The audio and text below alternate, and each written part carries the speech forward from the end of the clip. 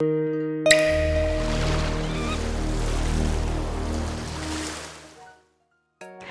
guys, it's me Chris, and in this session we're going to look at the action word boil. The different forms would be boil, boiled, boils, boiling. And if you're ready, let's roll. It boils. It is boiling. It has boiled. It has been boiling. It boiled. It was boiling. It had boiled. It had been boiling.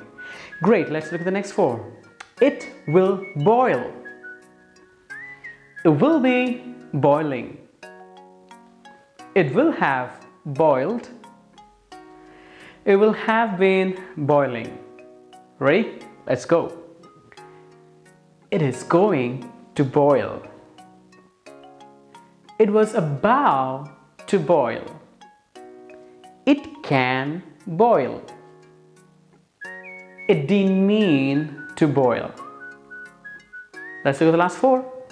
It doesn't have time to boil. It will not boil.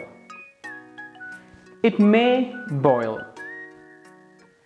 It feels like boiling. All right. So with that, we've come to the end of the action word boil. So stay connected. I'll be back with a lot more action words. Bye-bye now.